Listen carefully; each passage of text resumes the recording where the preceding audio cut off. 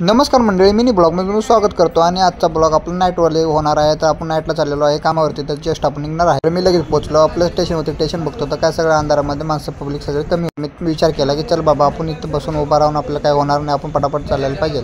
तर मग मी इंडिकेटर बघितलं. इंडिकेटरवरती 10 वाजून 13 मिनिटं झाले होते आणि डनवाडी येणार होते. 12 डब्याचे असते. तर पोलिसांनी इकडे सगळं पॅक करून टाकलं होतं. त्या मागच्या ब्लॉगमध्ये तुम्ही बघितलं असेल. पुढे गेलो तर माझं भोसरवरती लाईट नव्हती. तर ठीक आहे, लाईट नसलं का लई भारी दिसतं, म्हणून मला वाटलं लाईट असलं भारी दिसेल. पुढे गेलो तर लाईट मस्त होती. तिरंगामध्ये लाईट होती आणि भारी वाटलं. मग तिरंगामधली लाईट बघून आपलं हे हॉटेलचं नाव बघून असं वाटलं की आपण कधी या हॉटेलमध्ये जाणार, कारण हे हॉटेल महाग आहे, त्याच्यामुळे आपण कधी जाणार. बघतून लगेच मी माझ्या बँकेत पोचलो आणि बँकेत बघतो तर काय लाईट अजून चालू होती. म्हणलं क्रिस्मसमध्ये चालू. आज जाऊन बघतो तो काय शांभाव लगेच बसला होता फोनवर बोलत वाटते. बघतो तो काय खरंच शांभाव फोनवर बोलत बसला होता. मला म्हणते त्याला बघितलं तर अजून ते फोनवरती बोलत बसला होता. मी म्हणलं बाई मी तर आलोय आणि तू कसा बसला फोनवर बोलत लागा माझ्या सांग बोलगी. त्याला बोललो एसी मला थंड करा ठेव, तर त्यानं एसी एकदम अशी केली की खतरनाक. रातभर मी बर्फ पडलो, बर्फासारखं गोळ बघतो तो काय रिमोटवरती 20वर केल्या गड्यानं. काय करू बाबा म्हणलं, कमी करायला लागलो. मग मी काय कमी करण्याच्या नादामध्ये मग कपडे घालून मी युनिफॉर्म घालून जरा टकाटक झालं. तर शांभाव बी जायला रेडी. शांभावनं आपलं लगेच फटका काढला आणि काळ्या घोड्याला आपल्या पुसायला लागला. म्हणजे त्याची गाडी हो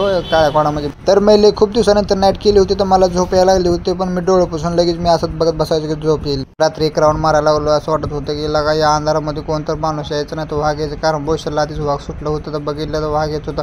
पाठीमागे एक बारकंसं कुत्रं होतं. मला असं वाटायला लागलं की ते वाघच आहे. बघा कसं दिसतं वाघ. परत सकाळचं 4 साडेचार झाल्या का सगळी पब्लिक चालू झाली. जॉगिंग वगैरे, दुधाच्या गाड्या वगैरे यायला लागल्या. मग फटाफट माणसं सगळी यायला लागले. मी सकाळी थंडीचं आपलं जॉकेट घातलं होतं या साईजचं मस्तपैकी. असं वाटत होतं की झोपून उठलो माणसाला, पण आम्ही काही झोपत नाही. मग मस्त पटापट मी एकदम टाकाटक झालो. म्हणलं आता जायची तयारीत आपण ओके झालेलो होतो. सूरज भाऊ आलेला होतो. सूरज भाऊचा मला फोन आला. सूरज भाऊला बाय बाय केला आणि मी लगेच निघालो माझ्या घरी जायच्या तयारीला. मध्ये एकदम भारी मी चाललो होतो अन्नाची इडली आणायला, पण काय करायचं माझा पोपट होणार होता असं वाटत होतं मला. आणि तेच झालं की अन्नाची इडलीवाला बंद होता. मग तिथून मी रिटर्न जाताना असं वाटत होतं यार एवढ्या लांब येऊन मला अन्नाची इडली भेटली नाही, कारण अन्न इथला आमचा लय भारी फेमस आहे मेदूवडा. सकाळचं काय एवढं भारी व्ह्यू दिसत होतं. लय भारी म्हणलं.